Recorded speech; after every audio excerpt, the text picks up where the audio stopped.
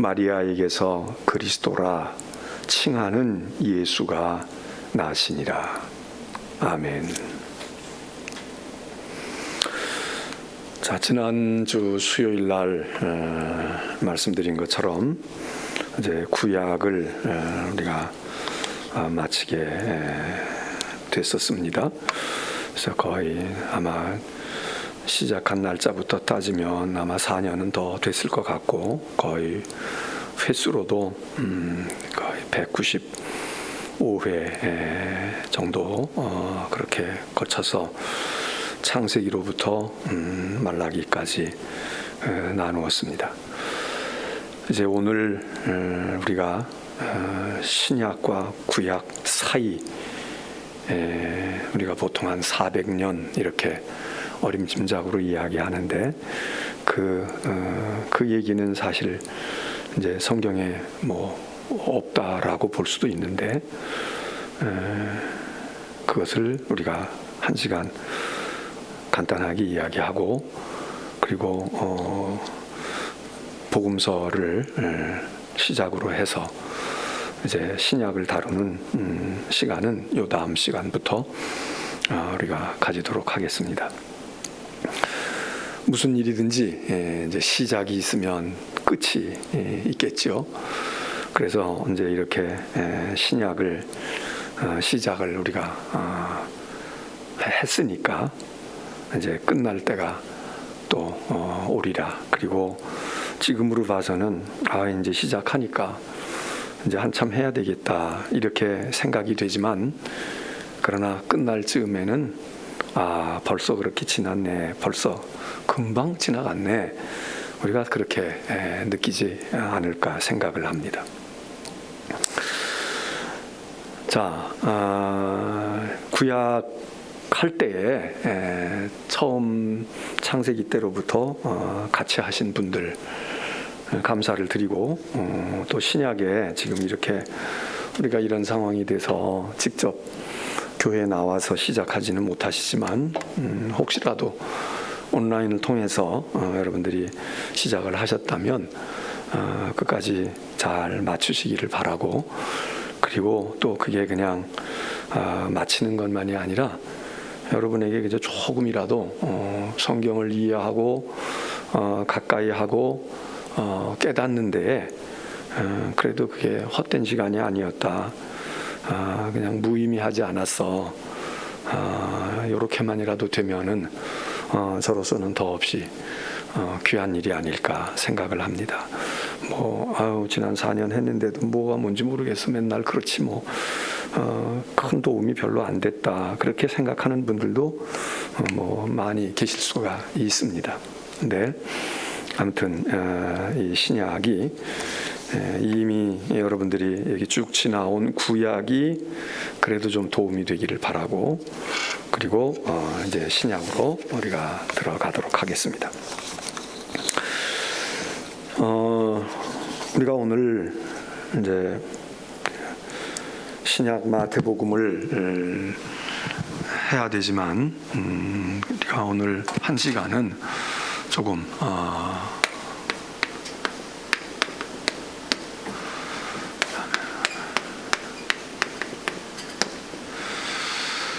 자, 구약을 우리가 마쳤고 이제 신약으로 가게 되는데, 구약은 말라기겠죠. 신약은 마태로부터 시작이 됩니다. 그러면 요 중간에 요 시기를 한 400년 어간으로 400여 년, 그리고 이걸 일컬어서 신약과 구약의 신구약 중간의 시대라, 신구약 중간기, 이렇게 얘기를 합니다. 근데 말라기와 마태, 다른 서신서도 여기 있다고 할지라도, 그래서 이 400여 년 동안의 말라기 예언의 끝서로부터 마태복음이 시작되어지기 전까지 이 기간에 이게 공백이 있는 것이다. 여기 예언자가 나오지도 않고 여기 뭐 무슨 일이 있는지 그렇게 이제 그래서 하나님의 말씀이 보이지도 아니하고 들리지도 아니했다 이렇게 이제 얘기를 흔히 합니다. 근데 사실 엄밀히 따지면 들리지 않았을까요? 보이지 않았을까요? 그리고 말라기라는 게 내용으로 볼 때는 뭐 거기가 끝나고 그 다음엔 잘 모르겠어 이러지만 사실 이미 구약 성경 안에 시대적으로 이때 활동했다 뭐 이렇게 딱 잡아서 얘기할 수 있는 성경책은 없을지 몰라도 그 성경을 연구하고 이해하는 학자들은 이 시기에 있었던 일들이 성경 속에 담겨 있을 수도 있다라고 보는 경우가 많은 겁니다. 그러니까 예를 들면 다니엘서 같은 것이 실제로 다니엘이라는 사람이 아주 옛날에 오래전에 있었을 거야. 바벨론 포로로 붙들려 갔을 때 거기서 다니엘이 이제 그렇게 얘기를 하지만은 다니엘서를 이렇게 분석하고 연구할 때 다니엘서에 있는 내용 가운데 어떤 부분들은 이 시대의 산물처럼 느껴질 수도 있다는 거예요. 그래서 다른 성경도 마찬가지고 그래서 그 성경에 거론되는 이름이나 사건들이 적어도 바벨론 포로 시대나 이제 그 후에 예루살렘 성전 제2성전을 건축할 때의 이야기를 이야기하고 말하고 있는 것처럼 되어 있지만 그 속에 이렇게 보면 그 후대의 역사 속에서 있었던 일들을 이때에 있었던 일을 여기서 기록해가지고 뭐 일기 쓰듯이 기록해가지고 전해준 게 아니라 이때 설사 어떤 일이 있었어도 이 얘기를 기록해가지고 성경으로 만들어진 거는 이 기간 동안에 됐을 가능성도 있다 이렇게 보는 것이 있다면 이때 누군가가 그 작업을 했고 누군가가 그걸 해왔겠죠. 그래서 이 신구약 중간기는 우리가 이게 설교의 본문으로 등장하지 않고 그리고 구체적으로 구약이나 신약에서 딱 부러지게 요거다라고 말할 수는 없지만 이 시기가 굉장히 중요한 시기라고 하는 것을 성경을 관심 있게 보고 연구하는 사람들은 이 기간이 이게 무언가가 잘 모르긴 하지만 그러나 그냥 무의미한 캄캄한 어두움과 암흑의 시기라 이렇게 말할 수 없다는 거예요. 마치 우리가 일반 세계의 역사에서 소위 중세시대라는 게 있잖아요. 그 중세기를 일컬을 때 흔히 중세기가 뭐야? 그러면 사람들이 머릿속에 무엇가 세뇌되어 있느냐? 암흑기 이렇게 얘기합니다. 중세시대는 캄캄했던 암흑의 시대야. 자, 이 암흑기라는 얘기가 그게 진짜 이거 부정적이고 막 이런 거로만 보여질까? 사실 그렇지 않아요.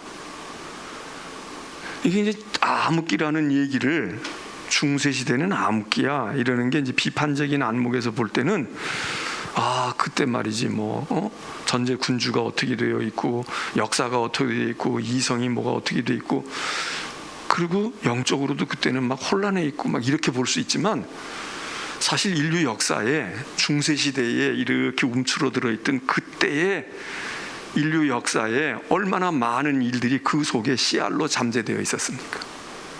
사상적으로도 이때 그렇고 이때 종교 우리 기독교가 대표되지만 종교가 볼 때에는 이 중세시대에 아주 무질서하고 그리고 하나님께 도전하는 것 같고 이렇게 보여질 수 있지만 일반 세상의 역사 쪽에서 볼 때는 그런 암흑기를 통해 가지고 인간의 이성이 번뜩이고 그때의 인간의 철학이 막 날카롭게 빛나고 그러면서 그래서 암흑기에서 그거를 깨치고 나오는 계몽주의 그래서 무언가 이제 정신을 차리고 이제 무언가가 이렇게 얘기를 하기도 하지만 이때가 암흑기라고 그냥 의미 없었어 캄캄했고 인간은 전부 봉건 군주 밑에서 노예가 되어 있고 뭐가 여러분 그렇게 이 중세 시대는 아주 인류의 역사에 있어서 수천 년 또는 수만 년의 역사에 있어서 쓰레기 같은 시대입니까? 중세 시대라고 하는 것이 우리 인류에 얼마나 많은 공헌과 기여를 하는 것도 사실 아닙니까? 그러니까 우리가 이 신구약 중간기를 결코 하나님의 소리가 들리지도 아니하고 보이지도 아니하고, 이제 말라기 이후에 여기 세례 요한이 등장하게 되는데, 그리고 세례 요한 이후에 예수 그리스도가 오시게 되는데, 이 전까지 이 시대는 칠흑같이 어두운 시대였다. 이때는 그러면 어두운 시대면 마귀만 들끓고 아무것도 없었을까요? 아무것도 없지 않았습니다. 단지 우리가 성경으로 가지고 있는 성경책 속에 여기 말라기 이후에 예수님이 등장하시고 세례 요한이 등장하기 전까지 무언가가 없는 것 같지만, 그러나 사실은 없는 것도 아닙니다. 자, 그러면 이 신구약 중간기를 사실 우리는 이거를 거의 이렇게 뛰어넘는단 말이죠. 구약은 여기서 이야기하고 신약은 뛰어넘는데, 사실 이 구약 속에도 벌써 여기 있는 것들을 그런 일이 일어날 거야 예언으로 해가지고 받았다고 보는 사람들도 있지만, 아니 여기서 만들어진 이 구약 성경이 이때에 만들어진다고요. 이때에 우리가 지금 손으로 잡히고 있는 성경이라고 하는 게 비로소 어디서 우리가 지금 가지고 있는 성경이 이게 하늘에서 뚝 떨어졌습니까? 모세가 십계명 받듯이 돌판에 불 새겨져 가지고 그냥 돌판 들고 내려온 거예요? 그렇지 않다고요. 그 씨름을 이때 했다고. 이때 해요. 그렇기 때문에 결코 암흑기라고만 볼 수가 없습니다. 자, 뭐 그런 얘기를 많이 할 수는 없겠고, 오늘 시간적으로는 그러니까 400여 년, 그러니까 주전 뭐 그냥 줄 잡아서 400년으로부터 AD가 시작되어지는 여기, 또 조금 더 길게 잡으면 AD 70년. AD 70년을 잡는 것은, 이거는 이제 예수님이나 세례 요한이 등장하기 전, 이것도 사실은 뭐 BC 4년이냐 6년이냐 이러니까 이걸 우리가 정확하게 알 수는 없지만 대충 어간으로 그렇게 보는데, 70년이라는 건 왜 등장하느냐? 이 70년은 예루살렘이 예수님의 말씀처럼 돌 위에 돌 하나 남지 아니하고 로마에 의해서 다 회파되어지는 때입니다. 다시 말해서 우리가 지금 구약의 끝자락에서 보았던 예루살렘 제2의 성전, 일명 스룹바벨의 성전이다 라고 일컬어지는 학계, 에스라, 느헤미야 이런 사람들이 바벨론 포로에 돌아와가지고 어렵게 짓고 성벽까지 쌓았던 제2성전 있잖아요. 이 성전이 무너진다. 한 500여 년 만에 다시 무너집니다. 그 무너지는데 그때에는 아주 흔적도 없이 지금 통곡의 벽만 남아있는 것처럼 그렇게 무너져 버리는데, 그게 언제냐? AD 주후 70년. 그러니까 이때는 예수님이 벌써 오셨다가 죽으시고 십자가에 죽고 부활하시고 승천하시고 난 뒤에도 한 세대가 훨씬 더 지나가고 난 뒤에, 그 예수님이 십자가 지고 가실 땐 예루살렘 성전이 있었잖아요. 예루살렘 성을 보신다고 그거 자랑스러워하는데, 거기 예수님이 말씀하시잖아요. 이거 돌 위에 돌 하나 남지 않을 거야. 그게 언제 현실이 되어지느냐? 40년 뒤에 로마에 의해서 무너지는데, 이때까지를, 그러니까 사실 예수님이 여기 태어나시니까 벌써 이미 신구약 중간기는 끝이고, 세례 요한과 예수님이 30살쯤 안팎에 되어졌다 그러면 AD 적어도 한 30년경에는 하나님의 말씀이 다시 들렸겠죠. 근데 하여튼 통틀어서 한 400여 년 가까이 뭐가 없었다. 이거 이제 신구약 중간기로 일단은 그렇게 본다 그겁니다. 자, 그래서 그 말라기로부터 예수님 탄생하기 전까지, 또는 길게 잡으면 말라기 끝나면서부터 예루살렘 성전이 회파되어질 때까지, 길게 잡으면 그렇게를 우리가 신약도 안 나오고 구약이 마치고 그랬던 기간으로 우리가 보는데,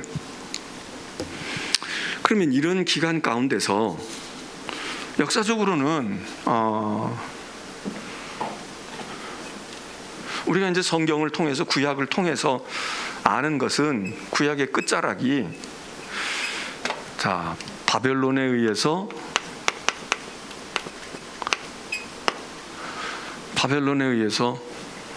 여기로 가야 되겠다.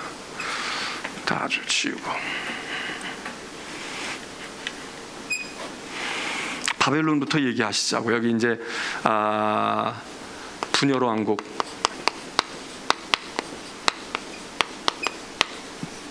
이스라엘의 북왕국, 남왕국, 이스라엘이라고 이야기하고 이걸 유다라고 말하죠. 그러나 이게 이제 망하잖아요. 예언자들이 그렇게 경고하고 염려하고 했던 대로 망해요. 그 망할 때는 결정적으로 망하는 건 바벨론에 의해서 망하잖아요. 이거는 물론 여기는 더 일찍 망하지. 아수르에 의해서 망해. 그러나 그래도 남쪽 더 정통성을 가지고 있는 유다가 계속 이어가다가 바벨론에 의해서 망가집니다. 망해. 자, 그리고는 어떻게 돼요? 많은 사람들이 유다 땅에 남아있지만, 숫자적으로는 더 많은 사람이 남아있지만, 소위 말하는 이 남왕국 유다의 핵심들이 다 붙들려 가잖아요. 포로로 끌려가. 바벨론으로 포로 됩니다. 그래서 포수기간, 포로, 죄수의 포로로서 바벨론 생활을 70년 내지 100년, 또는 짧은 사람은 한 5, 60년 이렇게 하면서 그랬다가 돌아오잖아요. 포로에서 귀환해. 귀국, 귀환. 그래서 여기서 이제 성전 짓고 뭐 이런 일이 있잖아요. 이때 돌아올 때는 이미 바벨론이 망해. 어디에? 페르시아에 의해서. 성경에서는 파사에 망했단 말이죠. 그리고는 망하고 페르시아가 이어지면서 여기 성경에 이제 제2성전을 건축해요. 에스라, 느헤미야, 우리가 지금 구약의 마지막 부분을 다루었던 얘기들이 다 여기에 해당되잖아요. 학개, 스가랴. 그리고 여기는 이제 돌아왔어요. 돌아왔으면 이 사람들이 어땠을 것 같아요? 이 사람들이, 여기는 다윗의 왕국 뭐가 이렇게 있었잖아요. 그럼 이 사람들이 돌아와가지고 어떤 왕이 있었나요? 해방돼서 돌아왔는데 그러면 왕이 있어야 되잖아. 왕이 있었는데 왕이 없어요. 돌아올 때 이렇게 했는데, 돌아올 때에 처음에 돌아올 때 스룹바벨이라는 사람이 올 때도 이 사람이 총독으로 와요. 느헤미야도 유대인이지만 유대인의 신분으로 와가지고 꼭두각시 정부의 국가에 유다의 왕이라든지 이스라엘의 왕으로 됐다는 얘기가 없어요. 느헤미야도 총독이야. 그럼 이게 총독이라는 건 뭐예요? 여전히 몸뚱아리는 돌아왔지만 이 나라들이 정부 수립을 한 게 아니야. 국가가 지금 다시 완전히 회복되어진 게 아니야. 그러는 사이에, 그러니까 계속 페르시아가 지배하는 거예요. 그래서 성전 지을 때도 계속 다툼이 일어나고 문제가 생길 때 상소가 올라가고 뭐가 민원이 들어가고 할 때 페르시아 황제에게 들어가. 그래서 황제가 성전을 지어라 그러면 짓고, 짓지 마 그러면 못 짓고, 그게 여기에 걸려 있어요. 이게 지금 독립한 게 아니야. 몸뚱아리만 온 것뿐이야. 포로로 갔다가 내 나라 가고 싶어? 너 나라 가고. 그러나 시민권은 페르시아가 여전히 지배를 해요. 그러니까 우리가 기억해야 된 것은 바벨론 포로에서 돌아왔다고 해가지고 우리가 대한민국이 해방이 돼가지고 대한민국 정부를 수립하고 우리 대통령을 뽑고 이런 게 아니란 말이에요. 그러니까 어떻게 보면 완전한 해방이라고 보기도 어려워. 그래서 이 사람들이 계속, 그러면서 이제 페르시아에 돌아오지 않은 사람들 이야기가 있잖아요. 그게 무슨 얘기야? 그게 에스더 이야기야. 에스더서는 그러니까 성경의 앞부분에, 구약의 앞부분에 벌써 다루지만 그 얘기의 배경은 여기라고. 어떻게 보면은 예언서 맨 마지막보다도 더 나중 얘기야. 돌아와서 어떤 사람들은 성전을 짓고 막 뭘 하고 있지만 안 돌아온 사람들 있잖아요. 그 안 돌아온 사람들 거기서 살다가 그 사람들이 또 페르시아 사람들에게 밑보여가지고, 그래서 하만이라는 사람이 나타나고 모르드게가 말이야 거기서 대적해가지고 싸우고. 이 사람들은 뭐예요? 돌아오지 않은 유대인들 이야기야. 믿음이 좋은 사람들 다 돌아왔을 것 같아. 성전 지을 사명을 가지고 다 돌아온 걸로 생각을 해요. 그런데 다 그렇지 않았다고. 그리고 그 남아있었고 아직도 돌아오지 않았든 못했든 그 사람들 가운데 그래도 애국심이 있고 그래도 거기서 성공하고 어렵게 그 땅에서 한 사람들의 이야기가, 그게 누구 얘기예요? 그게 에스더 시대 얘기야. 그리고 사실은 말라기보다도 이 페르시아 시대 얘기의 에스더 이야기는 역사적인 배경이 여기에 있지 무슨 이 옛날에 있는 게 아니거든. 자, 그건 그렇다 손 치더라도, 그래서 이제 돌아왔어요. 그런데 이러고 있는 사이에 그냥 이렇게 지리멸렬하게 이러고 있는 거야. 그냥 이렇게 하고 계속 페르시아가 지배하고 통제를 받고 총독이 다스리고, 그리고 자기 성전이 있어서 그냥 자기 종교는 가지고 있지만, 그러나 이게 뭐 다윗의 무슨 그 부귀 영화로 돌아가지를 못한 거야. 그런데 유대인들이 이러고 있다고 세상은 그냥 그대로 있어요. 세상은 그대로 가만히 안 있어. 페르시아라는 강력한 나라가 더 강력한 나라를 만나서 이게 무너져. 그 더 강력한 나라가 뭐예요? 그게 헬라야. 그게 그리스예요. 이 그리스, 이제 그 다음에 뭐가 와요? 우리가 아는 그 다음에 로마가 등장하는 거야. 그 여기 예수님은 여기서 이미 벌써 예수님이 태어날 때 로마의 시대가 왔어. 근데 예수님 태어나시기 전에 페르시아에서 의해서 돌아왔지만 계속 페르시아가 지배했다가 그 페르시아마저도 새롭게 일어나는 신흥제국 그리스에 의해서 망가지게 되는데, 이 헬라 그리스에 이렇게 페르시아를 무너뜨리고 그리고 대제국을 형성한 1등 공신이 누구예요? 이게 알렉산더야. 성경에는 알렉산더 이름도 안 나오지 뭐. 그러나 우리는 세상 역사를 초등학교만 다녀도 알렉산더 모르는 사람이 어디 있어요? 알렉산더가, 젊은 알렉산더도 유명하지만, 알렉산더가 뭐 가장 유명하지만 알렉산더의 아버지가 유명한 왕이잖아요. 빌립보라고 하는, 우리가 얘기하는 빌립보 성이, 성경에 있는 빌립보 교회에 있었던 빌립보 성이 이 알렉산더의 아버지를 기념하는 성이에요. 필립, 영어로 필립이라는 말이 많잖아요. 우리 도산 안창호 선생 아들로 안필립, 이렇게 필립이라는 이름이 있는데, 그 이름이 알렉산더의 아버지 빌립이라는, 그 이제 예수님 제자 가운데도 빌립이라는 이름이 있지만, 그 필립이라고 하는 왕의 아들이 알렉산더. 이 알렉산더가 나이 20살에 왕이 됩니다. 야, 젊은 나이에요. 지금 뭐 20 몇 살, 뭐 청년 애다고 생각하는데 20살짜리가 딱 그리스 제국의 아버지의 뒤를 이어서 딱 정권을 휘어잡고는 이 알렉산더가 큰 제국을 이루잖아요. 엄청난 제국을 이루어. 땅으로 치면 아마 징기스칸 다음쯤으로 아마 엄청난 대제국을 형성하잖아요. 유럽과 아시아, 아프리카, 아시아도 이런 중동이 아니라 이 동쪽까지 많이 들어와가지고 인도까지 점령을 하고 엄청난 제국을 몇 년 동안에 이루었느냐. 알렉산더가 33살인가? 그때 죽어요. 알렉산더가 죽을 때가 33살이야. 그러니까 10한 1, 2년? 응? 그 예수님 거의 비슷한 나이에 알렉산더가 죽는데, 33살이면 우리 같으면 지금 사회생활 시작도 안 할 때. 근데 우리가 알렉산더 대왕 엄청나게 뭐라고 얘기하고, 지금 역사에 뭐 사실 손꼽는 엄청난 왕들이 많지만 그 가운데 뭐 알렉산더 빼놓고 얘기 안 할 정도로, 그런 이 사람이 20살에 왕이 돼가지고 33살 13년 동안에 요즘같이 비행기가 있고 뭐가 배가 있고 뭐 자동차를 빨리 타고 가는 게 아니라 빨라봐야 말 타고 가는 건데, 얼마나 세상을 크게 점령했으면 아마 10년 동안에 아마 쏜살같이 정말 그냥 말 밟고 말 타고 지나가는 곳은 무슨 거기서 전쟁을 한 달 하고 두 달 하는 게 아니라 그냥 지나가면서 초토화시킨 것 같아. 그러니까 엄청난 제국을 이루었습니다.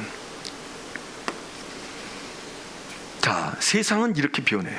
엄청나게 변해요. 그런데 여기 이스라엘은 변했느냐? 별로 안 변해. 여기가 득세를 하면 여기 지배를 받아요.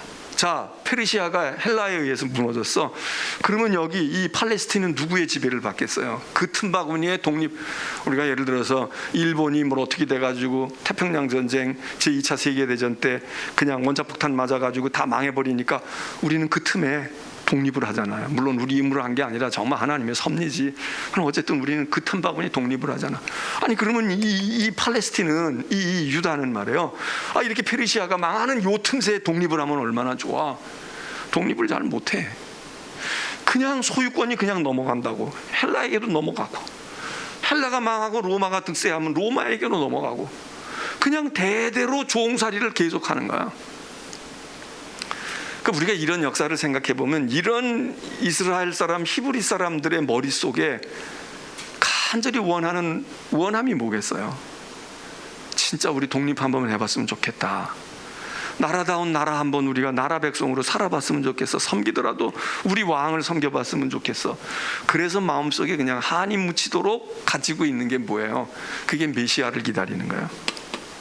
이게 무슨 독립하고 있다가 잠깐 나라 잃어버려가지고 우리처럼 37년, 36년 야 이거 다시는 나라 잃어버리면 안 돼 이런 게 아니라 이 사람들은 언제적 해봤는지도 몰라. 그러니까 그냥 세상이 바뀌고 뭐가 바뀌어도 바뀌면 뭐해. 나는 여전히 종이야. 나는 여전히 노예야. 나는 여전히 독립하지 못해. 이 사람들이 현실이 그렇지 않은 속에서 그냥 뼛속에 묻고 오는 게 뭐냐? 한이 맺히는 게 뭐예요? 야, 우리의 왕이 있으면 좋겠어. 우리의 왕이 모시면 좋겠어. 그걸 뭐라고 생각해? 구원자라고 생각해. 그게 메시아야. 그게 메시아. 그리고 그가 통치하는 나라가 뭐예요? 이게 메시아의 왕국이야. 이게 이제 기독교에서는 이게 뭐가 돼? 이게 하나님의 나라가 돼. 물론 이들도 하나님의 나라지. 이거 하나님이니까 하나님의 나라지만 우리는 하나님의 나라, 천국. 우리는 메시아 왕국, 이거보다 천국, 이거 더 가깝잖아. 이걸 그리는 거예요. 왜 그랬겠어요? 이래 보지를 않았거든. 그리고 이 사람들의 기억 속에 전설같이 얘기되어지는 건 뭐예요? 이게 다윗이야. 다윗 때 이랬어. 솔로몬도 있긴 있지만 솔로몬은 다윗에 그냥 부산물쯤 되어지지. 아무리 솔로몬이 어쨌다고 해도 더군다나 성경의 관점에서 볼 때는 솔로몬이 지혜도 있고 뭐 전도서도 썼다 어쨌다 그러지만은 다윗하고 비교가 되겠어요? 어린 반푼어치도 없지. 솔로몬도 다윗의 은덕에서 성전도 짓고 왕노릇도 타고 그런 거지. 그러니까 다윗이야. 그리고 사실 다윗밖에 없어. 사울 왕이 있지만 무슨 사울 왕에 대한 흠모가 있겠어요? 그렇게 많지 않아. 그냥 오로지 유일한 게 다윗이야. 야, 다윗 때. 그래서 그들이 메시아를 어디다가 경험해 본 게 없으니까, 그러니까 메시아 그러면 떠오르는 게 누구예요? 자기들이 경험해 보고 아는 범위에서는 다윗이야. 다윗 같은 왕이면 골리앗도 문제 없을 텐데, 다윗이 있으면 우리가 뭔가 가슴을 펴고 하나님의 백성으로 살 텐데, 이거가 돼. 그래서 메시아의 왕국을 그릴 뿐이지, 지금 이런 엄청난 파도 속에서 그냥 다 도매로 다 휩싸여 간다고. 자기들 의지하고 아무 관계없이. 그런 점에서는 우리가 이스라엘하고 비슷하다지만 여러분, 그래도 우리는 얼마나 다행이에요. 1945년도 그래가지고 군정을 했네 어쩌네 요즘에도 떠들고 말해요. 무슨 어쩌고 저쩌고 시덥지 않은 소리들 하고 있는데, 설사 군정을 우리가 받았다손 치더라도 3년 뒤에 우리는 독립을 하잖아요. 이 틈바구 속에서 그냥 어떻게 해서든지 비비고 우리는 우리의 주권을 찾아가지고 그렇게 해. 근데 이스라엘은 그거를 못한 거야. 계속 이렇게 그냥 계속 당해온 거야. 그래서 오늘 마태복음 1장 1절과 16절의 말씀을 읽었어요. 이게 신구약 중간기하고는 별로 관계가 없지만 그러나 여기 말씀에서 예수 그리스도의 족보부터 시작을 해. 예수님의 족보를 시작한다고. 근데 족보를 시작하는데 거기 누가 누구를 낳고 누가 누구를 낳고 누가 누구를 낳고, 이제 누가복음에도 이 얘기를 하고 있지만 누가 누구를 낳고 누구는 다 중요해요. 거기 뭐 족보만 가지고도 우리가 여러 가지 성경을 알면 이런 의미가 있다, 이런 의미가 있다, 뭐 여인들이 어쨌다, 뭐 이방인이 어쨌다, 뭐가 어쨌다, 뭐 이렇게 얘기해. 그런데 역시 중요한 건 뭐냐?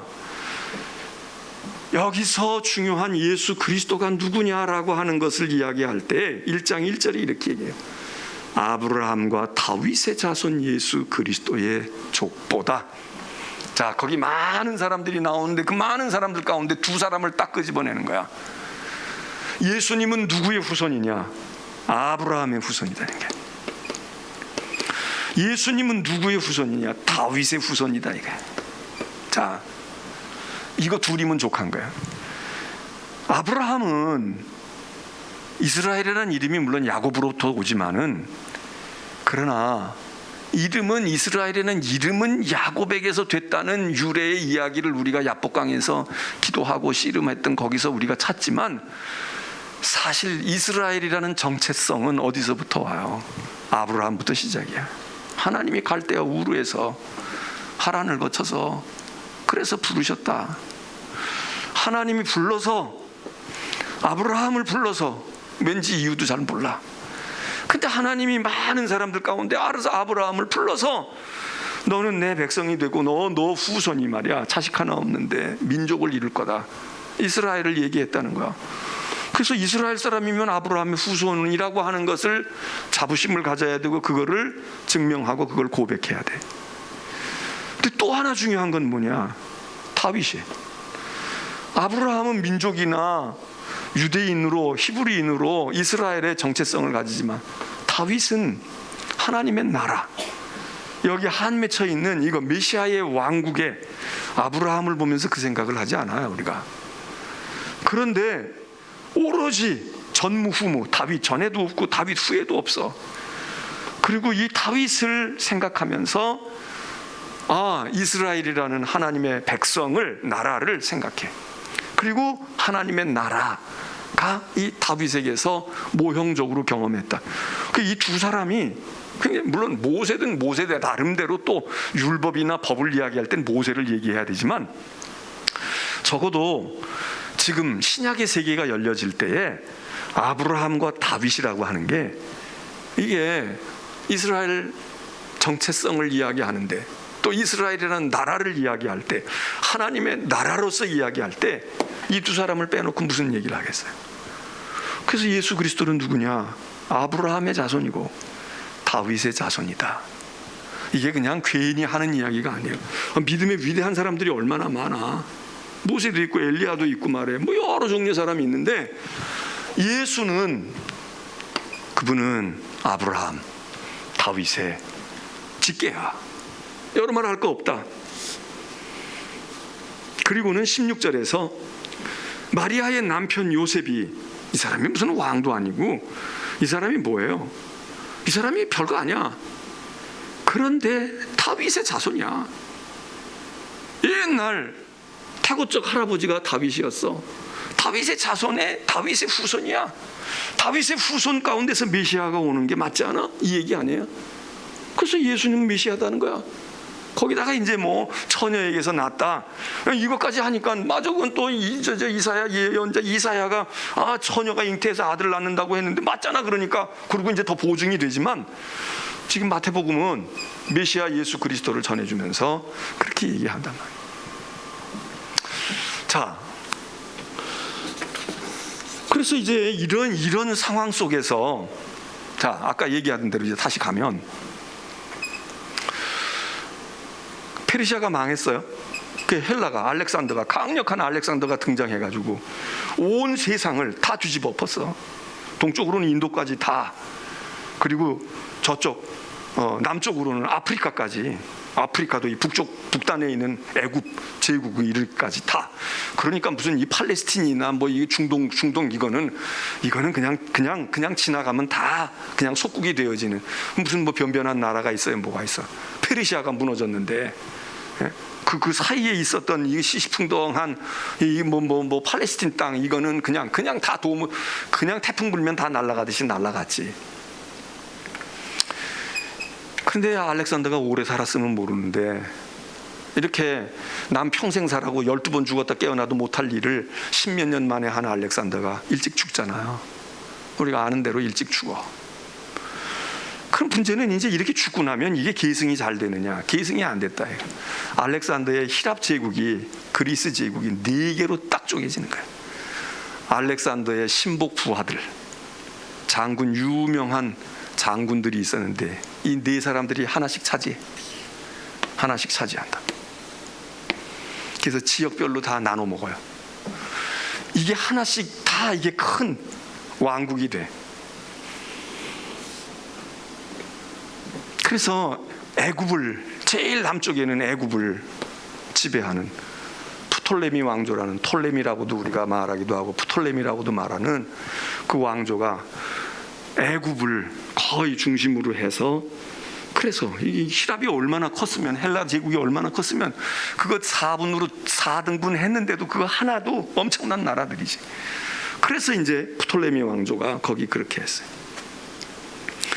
이 4개를 우리가 다 기억할 건 없는데 뭐 일반 역사에서는 기억을 하면 재미있지만, 요 2번째 거, 애굽 북쪽으로부터 다시, 그러면 여기는 뭐가 포함됐어요? 여기 팔레스틴이 포함되는 거야. 이스라엘 백성들이 있는 가나안 땅, 레바논, 시리아, 이런 나라들, 지금 중동에 이 지중해 연안을 끼고 있는 이 지역을 다스리는 나라가 있었다고.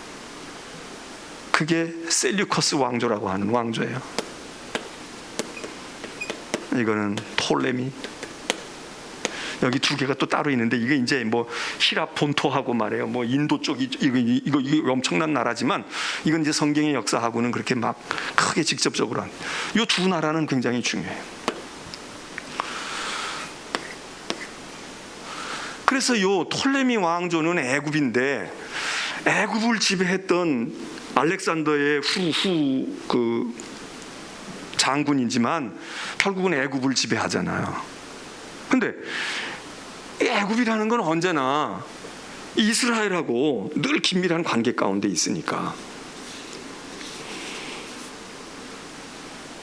그래서 여기 이 아프리카를 지배했던 톨레미 왕조가 유대인들에게는 비교적 우호적이었다는 거예요. 그래서 여기 이 아프리카 북쪽에 지금 뭐 나이로니 지금 이집트의 수도인 카이로니 뭐 이런 것도 있지만, 옛날 역사에서 아프리카에서 중요한, 특별히 기독교와 연관되어서 중요한 것은 알렉산드리아라는 곳이 있어요. 알렉산드리아, 북단에, 아프리카 대륙의 북단에 있는, 지중해 쪽에 있는 알렉산드리아가 있는데, 이게 톨레미 왕국의 중요한 도시지. 그래, 여기 톨레미 왕조가 우호적이야. 그러니까 마치 요즘에 월남 사람이나 우리 대한민국 사람이나 어렵고 힘들 때 미국으로 이민 가고 미국에서 받아줘가지고 애기 와서 살아, 뭐 이렇게 해가지고 직업도 주고 이랬던 것처럼, 이렇게 어려움 속에 있으니까 톨레미 왕조가 유대인들에게 호의적인 베풀어서 많은 사람들이 이쪽으로 이주를 가고 이민을 가고, 그 가운데 특별히 학자들이, 이 알렉산드리아가 당시 유명한 학문의 도시였는데, 여기 학교도 있고 큰 도서관들도 있고 인류 역사에 아주 중요한 역할을 했던 곳인데, 거기에 유대인 학자들도 많이 갔다는 거예요. 거기서 뭐가 만들어지느냐? 거기서 구약성경이 만들어지는 거예요. 그 구약성경이 뭐냐? 그게 이 당시는 히랍 시대니까, 헬라 시대니까 히랍어로 된 성경, 소위 말하는 70인역이라고 하는 것. 구약성경 히랍어로, 원래 구약성경은 히브리어로 됐잖아요. 근데 히브리어 가지고 해봐야 누가 몇 사람이나 알겠어. 그러니까 이거를 요즘으로 말하면 우리나라의 고전을 영어로 번역을 한 거지. 그래가지고 영어로 번역해가지고, 왜? 그 당시 세계 공용어는 헬라어니까. 그리고 이 헬라는 나중에 로마에 의해서 무너지지만, 로마는 정치나 법이나 행정에서는 강력한 나라지만, 여기 로마는 속에 문화가 헬라만큼 강하지가 않았잖아요. 그래서 로마가 다 헬라를 그대로 받아와. 그래서 도시도 다 헬라적인 의미로 받아. 통치는, 정치 권력은 로마가 군사, 외교 이런 건 하고 있지만 하드웨어는 그렇게 하지만 요즘 말로 하면 소프트웨어는 다 헬라야. 이게 뭐예요? 이게 유명한 헬레니즘이라는 거예요. 헬라주의, 히랍주의. 이게 문화, 철학, 예술 모든 면에서 헬라주의, 이 헬레니즘이.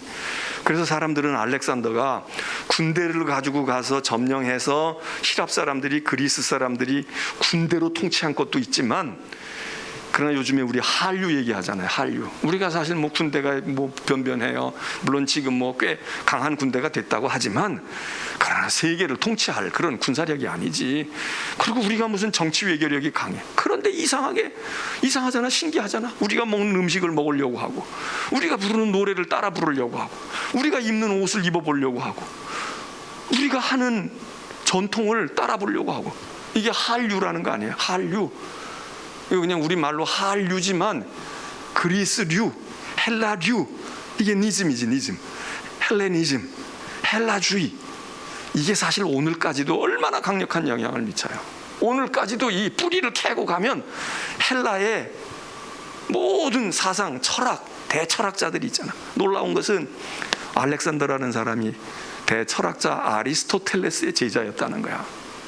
아리스토텔레스가 누구야? 소크라테스, 아리스토텔레스, 플라톤, 아리스토텔레스 이러고 나가는 세계의 3대 철학자 꼽으면 소크라테스, 플라톤, 아리스토텔레스 이렇게 꼽는 거 아니에요? 그러니까 알렉산더가, 그 아버지가 필리피 왕이니까 아리스토텔레스에게 부탁을 했거나 뭐 어떻게 해서 아리스토텔레스에게서 학문을 배우고 철학을 배웠으니 이 알렉산더가, 젊은 나이에 알렉산더가 얼마나 현자였겠어요. 생각이 깊고 그냥 칼만 쓰는 사람이 아니라 철학이 있고. 그래서 알렉산더가 군사로도 점령을 했지만 많이 뿌려놓은 게 헬레니즘을 다 뿌려놨다는 거예요. 헬레니즘을 다 뿌려놨어. 지금도 사실은 뿌리를 캐고 가면 무슨 서구에 어떻고 뭐가 어떻고 그러지만 우리처럼 중국, 일본, 동양 이쪽을 빼놓고는 현대의 사상이나 현대의 문화, 지금 우리도 이제 이거에 다 거의 많이 뭐 공자님, 맹자님보다 이거에 우리가 더 많이 현대 교육을 받은 사람들은 다 여기에 많이 들어가 있잖아요. 우리가 거기 다 접해 있잖아요. 이게 바로 헬라주의의 강력한 모습이라는 거예요. 그래서 이 헬레니즘이 막 파급이 됐어.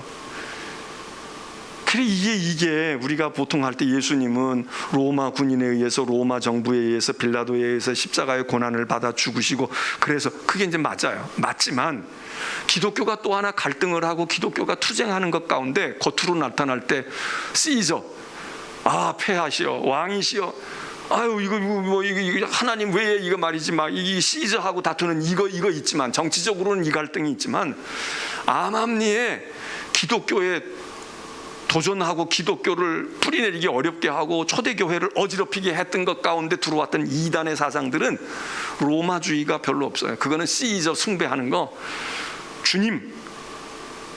주님이 말이야, 너 시저야, 예수 그리스도야. 이거 정치적인 건 이건 있지만 교회 안에 들어와 있는 많은 이단의 사상들, 많은 어려움들은 다 이 헬레니즘의 아류들이라. 여기서 파생되어 온 것들, 여기서 돼요. 그래서 이 내적인 싸움이 교회 안에서도 많이 일어나게 되는데, 그래서 헬라가 그렇게 왕성하니까 헬라어가 세계 언어가 되잖아요. 헬라 문화가 세계의 문화가 돼. 그 선진의 모습이 돼. 그 성경을 히라보 구약 성경, 이거 굉장히 중요한 거예요. 히브리어가 원래 오리지널 구약 성경인데 히브리어 성경 못지않게 권위를 가지고 영향을 미쳤던 게 히라보 성경이에요. 신약 성경은 원래 히라보로 되어 있고, 아예 신약 성경은 되어 있기를 우리가 생각할 때는 예수님의 그거니까 히브리 말로 되어 있을까? 근데 그 당시에 말은 아람어라는 말을 썼다는데 아람어로 되어 있어. 그렇게 되어 있는 건 일부밖에 없어. 아예 신약 성경 자체는 히라보로 되어 있고. 그러니 이게 얼마나 아니 예수님의 말씀을 예수님의 언어로 우리가 이해하는 게 아니라 헬라어로 갔던 거를 우리가 다시 이해해야 돼. 그리고 구약 성경도 히브리어로 되어 있는 구약 성경을 히라보로, 헬라어로 바꿔놔. 70인역, 왜? 70명의 학자들이 함께 공동 작업을 했다. 그래서 이런 일들이 이 신구약 성경 시대, 신구약 시대에 이 일들이 있었다. 여러분, 굉장히 유의미한 일들이 많이 생겨요. 이 신구약 중간기 시대에. 그런데 여기 지금 진짜 이스라엘과 가나안을 통치했던, 여기는 애굽을 통치했지만 이제 가나안, 팔레스틴하고 많은 교류가 있고 그랬으니까 이제 이런 일들이 있는데, 진짜 행정구역으로 이스라엘 유다를 통치했던 알렉산더의 분열 왕국에는 셀류커스라고 하는 왕조가 있는데, 이게 말이에요. 이 프톨레미 왕조는 조금 관대하고 너그럽고 외국인들에 대해서 이렇게 그래도 뭔가가 배려하고 이랬는데, 여기 이 계열에 있었던 이 사람들은 지독한 거야. 그리고는 이 헬레니즘을 갖다가 여기다 갖다가 심어 놓는데 아주 강력한 의지를 가지고 있었다. 그래서 이것 때문에 이스라엘 사람들이 이제 고민을 많이 겪는 거야. 왜? 자기들이 가지고 있는 사상이 있는데, 신앙이 있는데, 그런데 이게 요지부동인 거야. 자, 그러면서 이 헬라 시대에 있었던 셀류코스 왕조라고 하는 이 왕조에게서 특별히 더 아주, 이제 요한계시록에 보면 뭐 뿔 달린 얘기가 나오고 막 이러는데, 이제 그게 이때 얘기다. 이때 얘기. 그러니까 요한계시록이 미래에 되어질 이야기를 했다라고도 볼 수 있지만, 그러나 이게 말이야, 이게 지금 그 당시 겪고 있었던, 얼마 전에 겪었던 일일 수도 있어. 이렇게 해석을 하기도 할 때에 아주 이스라엘의 역사에서 지금 나라를 제대로 회복하지도 못한 이 사람들에게 또 곤경을 가져다 준 사람이, 그 나라가 바로 이 헬라. 이게 굉장히 인문주의고 철학을 얘기하고 아주 고상한 문학이 발전하고 그래서 굉장히 그런 것 같지만, 영적으로 보면은 그냥 무단 정치, 군인들이 군부 독재가 되어가지고 교회가 어려울 수도 있지만, 군부가 아니야. 아주 자유를 주고 인권을 이야기하고, 소외된 사람에게 뭐를 줘야 되고, 휴머니즘을 강조하고, 야, 사람 소외된 사람을 그냥 그렇게 하면 안 돼. 여러분, 이게 항상 좋은 것만이 아니에요. 그 자체에도 하나님의 말씀에 위배되지 않아야 될 뿐만 아니라, 그렇게 하면서 하나님의 말씀과 가치관과 상충되어지고 대적되어지는 게 얼마나 많은지 몰라. 지금 오늘 우리 현대사회도 마찬가지예요. 군부 독재 시절에도 물론 교회가 민주화에 투쟁을 하느라고 싸우고 힘들고 어렵고, 그리고 막 많은 사람들이 고초를 당한 것도 있지만, 그래도 교회가 그때 부흥했어요. 그때 군대에서도 전군 신자화하게 하고, 반강제적으로라도 예수 믿게 하고, 그것만 하면 안 되니까 절에도 가든지 어디 성당에도 가든지. 그래서 그때 군부 독재 시절에 군부대 군을 경험했던 사람들은 거기 가서 억지로라도 세례받고, 거기 가서 정신훈화 듣고, 거기 목사들이 가가지고 인격지도 하고 정신교육을 했다고. 그 후에 자유, 무슨 민주, 뭘 어쩌고 저쩌고 얘기하면서 오히려 그 모든 것들이 얼마나 흐지부지 됐어요. 로마는 군대를 가지고 핍박하고 압박을 가하고, 네로가 뭐 예수 믿는 사람들 콜로세움에 어떻게 했다, 사자굴에 어떻게 했다. 여러분, 이게 핍박은 그것만 우리가 생각하면 안 돼요. 이 헬라라고 하는 게 인문주의를 내세우고 철학을 말하고 문학을 말하고 그러면서 교묘하게 파고드는 거야. 그래가지고 하나님의 말씀을 무력화시키고, 그래서 성경에도 우리가 얼마 전에도 봤지만 초등학문에 너희가 빠지지 말아라. 그 초등학문이라는 게 뭐겠어요? 그게 그냥 쉬운 초등학교 애들이 가르치는 학문이기도 하지만, 세상의 학문, 그게 하나님의 지혜, 하나님의 지식에 비하면 그거 유치하기 이를 데 없는데, 그거 대단한 걸로 알고 거기에 더 가치를 두고 그거를 더 귀중하게 여기고, 이거 경계해야 된다. 그러니까 헛된 족보, 헛된 논쟁이 뭐예요? 사변을 말하고 철학을 얘기하는 사람들이 앉아서 논쟁을 잘하잖아요. 뭐가 어떻고 다 얘기하잖아. 그게 꼭 말싸움만 하는 논쟁이 아니라 그런 거 좋아하지 마라. 지성과 이성이 번뜩인다, 그것만 좋아하지 마라. 왜? 교회 안에 그게 들어와가지고 하나님의 진리를 말해. 그 틀 안에다가 집어넣고, 다 이러니까 비합리적이야, 이거니까 비과학적이야, 이러니까 비이성적이야, 이러고 다 난도질을 해버리는 거야. 그거 훨씬 더 무서워. 총칼 들고 믿을래 안 믿을래, 이건 간단해. 근데 교묘하게 이론을 갖다가 붙이고 뭐가 어떻게 돼 있고 뭐가 어떻고 말이에요. 그게 교회의 무서운 파괴를 일삼는 그런 영향을 미쳤잖아요. 그래서 이때에 이 셀류커스 왕조 가운데도 특별히 한 사람이 아주 고약하고 아주 지독한 사람이 있는데 그게 안티오코스 4세라는 사람이에요. 이 사람이 있을 때 진짜 완전히 성전에다가 못된 짓 다 하는 거야. 요즘 같으면 갖다가 막 오물 갖다가 집어던지고, 거기 하나님의 거룩한 전에 하나님이 계시고 하나님의 거룩한 법궤가 있는 거기를 말이지, 이방의 것들을, 우상의 것들을 갖다가 대신 거기다 갖다 놓고 막 모욕을 주는 거야. 그래서 이거를 견디다 못해서 눌려있던 유대인들이 혁명을 일으켜요. 우리 마치 전봉준 녹두 장군이 그냥 뭐 아무것도 없는데 그냥 농민들하고 그리고 정부에 대항해서 민중의 혁명을 일으킨 것처럼, 그게 이제 유명한 마카비예요. 마카비. 자, 이게 성경에 나오지는 않지만 이 얘기를 잘 얘기해 주는 것이 외경 가운데 있어요. 외경. 지난번에도 얘기했는데 정경은 아니지만 외경에 마카비서라는 게 있어요. 그래, 이게 이제 주전 한 166년서부터 143년경쯤에 마따디아라고 하는 사람이 있는데 그 사람에게 여러 아들들이 있는데 그 여러 아들들이 아버지와 합세해가지고 독립운동을 일으키는 거예요.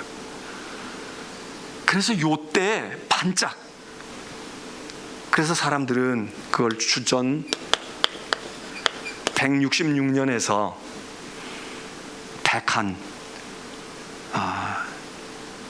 67년, 142년쯤까지 요때에 마따디아라는 사람과 그 아들들 5명의 아들들, 그 중에 특별히 마카비라는 아들이 그 중에도 뛰어났는데, 이 사람들이 헬라의 이 안티오코스 셀류커스 왕조에 대항을 해서 이때 이제 싸움도 하고 잠깐 나라를 형성을 해요. 그래, 이 사람들이 하스몬이라는 왕조를 잠깐 이끌어. 하스몬 왕조. 이게 이제 신구약 중간기 때 이러고 있어요. 이러다가 이 사람들이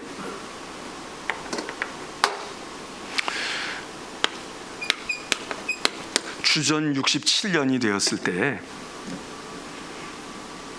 이 왕조도 더 이상 견디지를 못해. 그리고 그 사이에 헬라가 다 망해. 여기 뭐 셀류커스니 뭐니 이게 다 망해. 그리고는 누가 등장을 하느냐? 정치 군사적으로 더 강력한 로마가 등장을 해. 우리가 이제 다니엘서 같은데 환상 이야기 나올 때 뭐 머리가 뭘로 되어 있다, 발이 뭐가 되어 있다, 뭐 발등은 말이지 진흙과 청동이 뭐가 묶여 있다 이럴 때, 그때 이게 그리스를 말해, 헬라를 말하고 로마를 말해. 그게 무슨 얘기예요? 역사적으로는 그때 오지도 않은 거야. 아직 오지도 않은 거야. 무슨 다니엘이 무슨 로마를 알고 무슨 헬라를 알았겠어. 그런데 너무나 똑같아.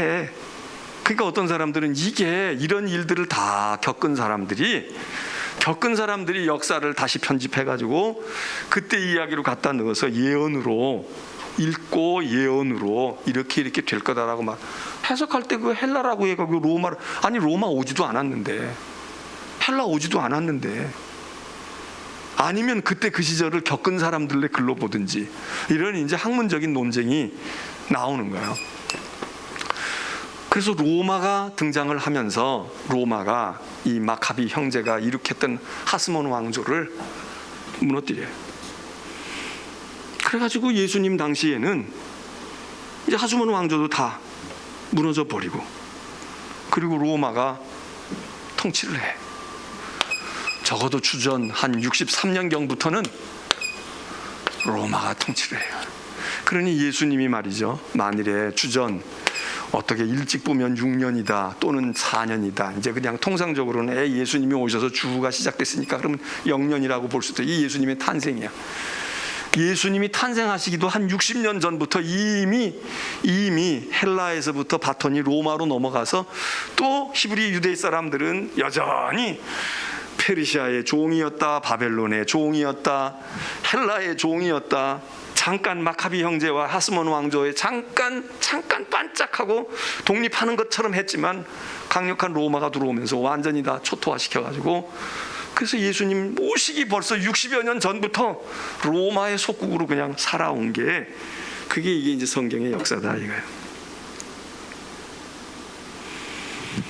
자, 이런 이야기가 성경에, 구약에 하나도 없는 것 같지만 이 얘기들이 곳곳에 스며 있고 숨어 있는 거야. 아, 이게 그때 얘기로구나. 이럴 때 얘기로구나. 아, 이게 그거였구나.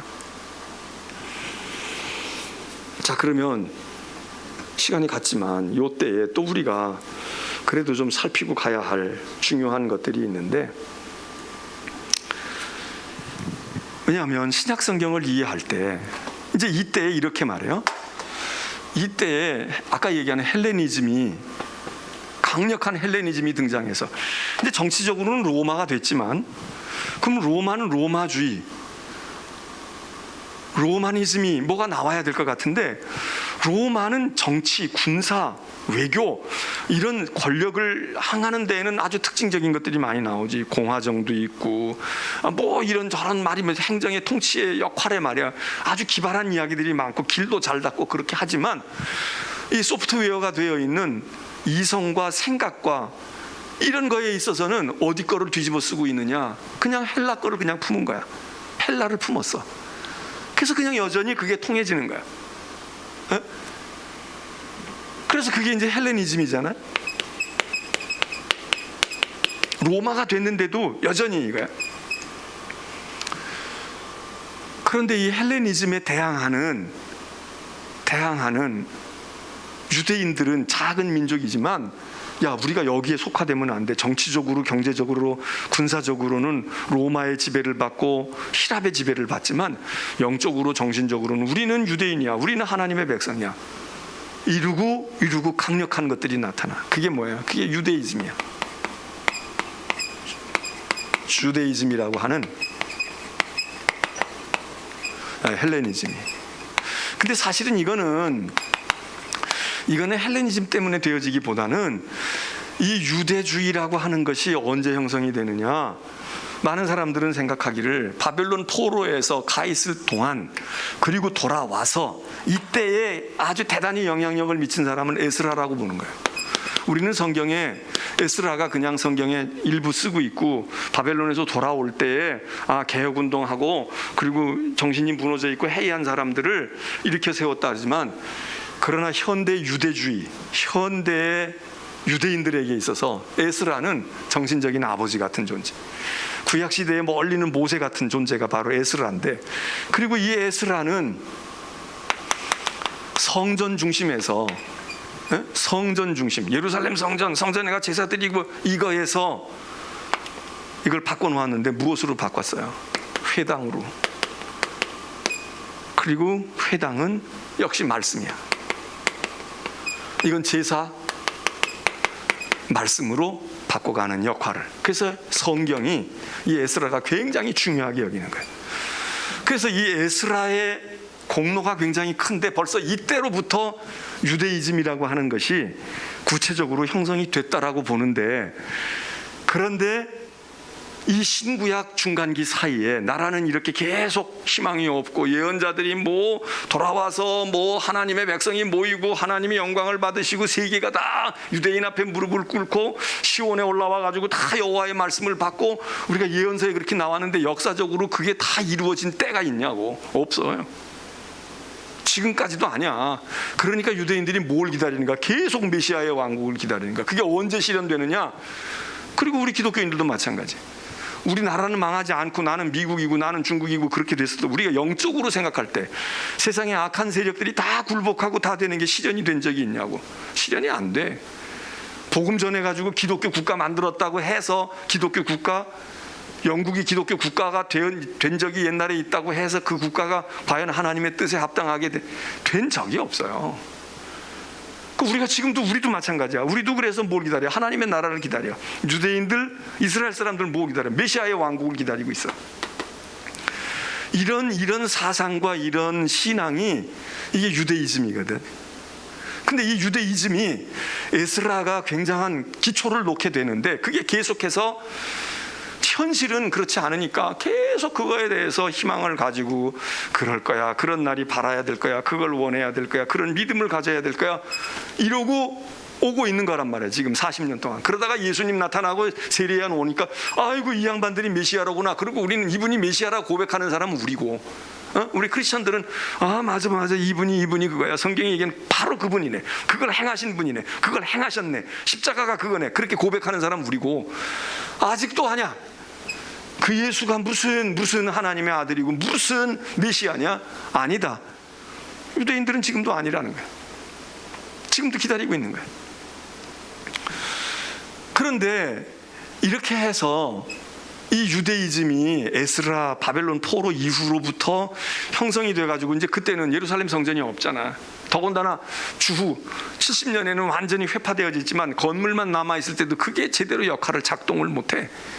그러면서 바벨론에서 성전 없이도 믿음의 생활하고 그리고 하나님의 말씀을 이어가고 신앙을 이어갔던 이 회당을 중심으로 하고 있는 그 무엇, 제사보다는 희생제사보다는 예배하는 것, 이제 이걸로 가면서 신구약 중간 때 이 유대이즘이 발달을 해요.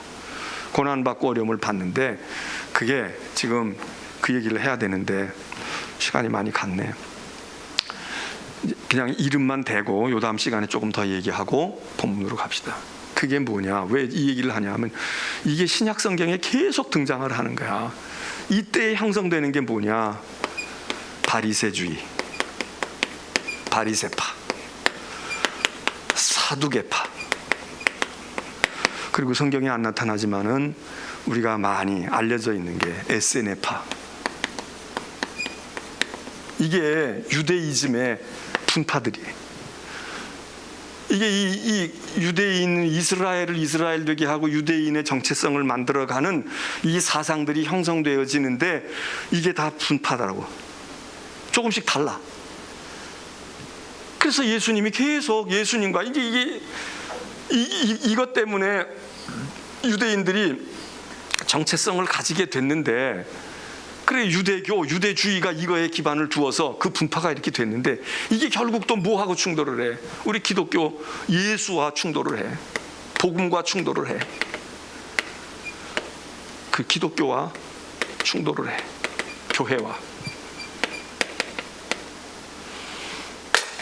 자, 이런 토양 속에서 교회가 출발되어지고 예수 그리스도가 오셔서 하나님의 아들로서, 메시아로서, 유대인들이 그리고 있는 메시아하고 같은 점도 있지만 다른 점도 있는 거예요.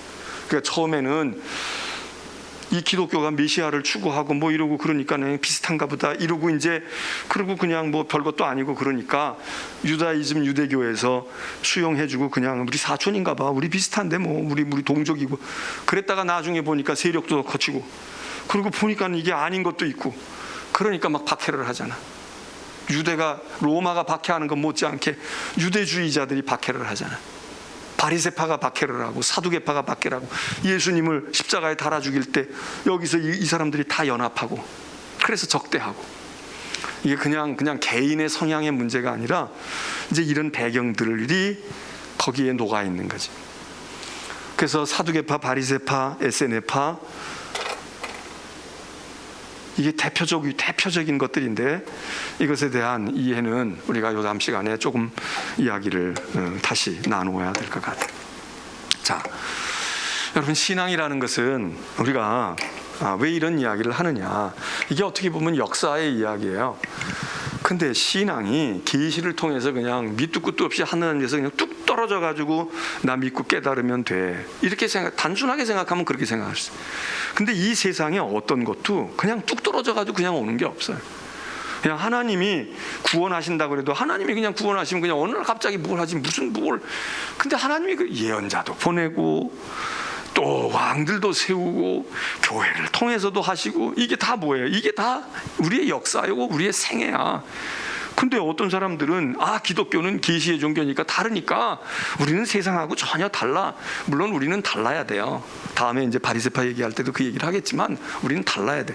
그러나 달라야 되지만 다른 것도 있지만 공통점도 많아. 비슷한 것도 많다고. 그래서 이런 역사를 모르고 역사하고 관계없이 우리는 그냥 하늘에 뚝 떨어지는, 우리는 별난 존재야. 기독교는 말이지 종교가 아니고 별난, 이렇게만 이해를 하면, 쉽게 생각하면 쉬워서 좋아. 우리는 종교가 아니고 우리는 기독교는 기독교라니까. 이 말은 맞지만 그 말은 다 맞는 게 아니야. 반밖에 안 맞는다고. 기독교는 종교가 아니에요. 맞아. 그러나 기독교도 종교 중에 하나야. 그런 면도 많이 있어. 그거를 알아야만 우리가 다른 종교를 넘어가도 넘어가고 부족한 걸 채워도 채우고 우리의 정확한 정체성을 알아도 아는 거지. 우리는 너희하고 달라 그러니까 예수님에 대해서는 같이 비교하지 말어. 그리고 대화를 끊어버리면 어떻게 되겠어요? 여기도 그런 사람들이 나오거든. 근데 그 사람들이 역사 속에서 어떻게 되느냐고. 종말이 어떻게 돼요? 그래서 우리가 이런 것들을 한번 살펴보고, 이제 바리새파, 사두개파, 에세네파, 이 유대이즘, 유다주의가 어떻게 오늘 우리들에게 비슷한 게 있고 다른 것이 있는지, 우리들이 그런 이해를 하면서 성경을 이해하고 예수님 주변에 예수님을 힘들게 했던 사람들이 이런 배경 속에서 나온 사람들이로구나, 그래서 저 사람들이 저렇게 저랬었구나, 그걸 조금이라도 이해하면 복음과 예수님과 교회를 이해하는데 좀 더 낫지 않겠냐. 이게 우리가 이걸 지식으로 배우자는 얘기가 아니에요. 이게 지금 성경이라는 얘기가 아니야. 우리는 이런 토양 속에서, 이런 속에서, 물론 하나님의 은혜로 피로 값주고 사신 교회지만 이런 상황과 이런 토대와 이런 사람들 가운데서 예수님이 오셨고 교회가 존재했고 그리고 복음을 전했고 갈등이 있고, 이런 것들을 알아야, 그래야 우리가 좀 더 성경을 이해할 수 있지 않을까. 자, 신구약 중간기, 계시 하나 없는 것 같았지만 굉장히 중요한 일들이 생겨요. 이때 성경이 만들어진다니까. 구약이, 특별히 구약이, 이때에 오늘날 우리가 얘기하는 구약이 신의 산에서 만들어진 게 아니에요. 이게 구약의 말씀으로 자리를 정확하게 잡게 되는 건 이 난리통 속에서, 이 신구약 중간기에 여기서 만들어진다고. 이때 에스라를 중심으로 해서 집대성하게 되고, 그걸 몇백 년에 걸쳐서 검토해가지고, 그래서 최종적으로 39권, 또 외경 한 12권쯤 이렇게 포함되어져서 선별되어지는 이 작업이 하나만 나온 것만 해도 이게 얼마나 대단한 일이에요. 이게 결코 헛된 시간이 아니야. 지금 우리 코로나 때 우리 이렇게 하고 있지만, 모이지도 못하고 그때 진짜 신앙생활 삭막했어. 맞아요, 삭막해. 모일 수도 없고 갈 수도 없고 할 것도 없고 그런 것 같아. 그런데 삭막하기만 할까? 지금 우리의 신앙이 이런 고통과 어려움 속에서 빛난 보화처럼 반짝반짝 빛나는 보석으로 만들어지는 요소들이 있을 거야. 그리고 그런 개인들이 있을 거예요. 그때 기도하러 다니고 수련회 가고, 여름에 수련회 갔을 때보다 수련회도 못하고 집회도 못하고 주일 매번 가지도 못했는데, 내가 가만히 생각해 보니까 그때 내가 진짜 하나님 어디 계셔요? 그러고 하나님을 찾았다. 내가 그때 진짜 성경이 진짜 읽어야 될 말씀으로 그냥 몇 장 읽었어 이게 아니고, 안 읽어도 상관없고 누구도 타치하지 않았는데, 내가 그때 한 절 두 절 읽었는데, 그게 진짜 그때 내가 하나님의 말씀으로 내가 그때 알았어. 이런 분들이 없겠어요? 지금 있다고. 지금은 무의미하게 암흑으로 보내는 사람들이 대부분이겠지. 그러나 안 그런 사람들이 있어. 이때가 암흑기가 아니다. 이게 중세기가 암흑기가 아니야. 그때에 진짜 교회가 정신을 바짝 차렸고, 그때 교회가 개혁이 되었고, 그때 나라가 이렇게 됐고, 그때 내 시련기, 그때 말이야 죽을 고생했는데 지금 생각해 보니까 그게 내가 되는 그때 축복의 시간이었네. 그렇게 고백할 수 있거든. 그러니까 이건 신구약 중간기에만 해당되는 게 아니라 오늘 우리도 어중간한 때가 될지도 몰라. 그때 뭐 했냐? 그래도 우리 교회는 다행히 예배당 건물이라서 짓고 있으니까, 그때 우리 놀지 않았어. 그래도 예배당 그때 지었어. 이거 우리가 위로가 될 거야. 근데 그거 건물 문제가 아니야. 이때 진짜 우리의 신앙이 그때 교회 가서 된 게 아니고 진짜 하나님과 나 사이에, 그리고 말이야 그때 형식적인 게 아니었어. 진짜 내 마음속에 막 그런 갈증이 생기더라고. 그리고 그때 진짜 하나님이 지금도 역사하고 계시네. 하나님이 행하시네. 나 그거 생생하게 그때 경험하게 되더라고. 이게 가능하단 말이에요. 안 그런 사람은 지금 암흑기로 갈 수 있겠지. 그때 한국교회, 세계교회 2020년 2021년 그때 암흑기였어. 아무것도 못했네. 아무것도 못했어. 근데 우리 인천중앙교회는 그때 예배당 지었다. 이거 하나만 해도 우리는 위로받을 게 있어요. 그러니까 잘 져야 돼. 그리고 그거 아니더라도, 그럼 예배당 안 짓는 교회는 아무것도 안 해요. 안 지어도 정말 이때의 믿음을 잘 회복하는 중간기가 되면 신약의 시대가 더 풍성해지지 않겠냐 말이에요. 자, 찬송합시다. 자, 우리 신약의 말씀은 여러분들이 사실은 다 많이 들은 말씀이기 때문에 이제 반복이 되는 게 많고 새올 것도 별로 없을 거예요. 그러나 또 우리가 살펴봅니다. 203장 찬송가, 203장 찬송 부르고 개인별로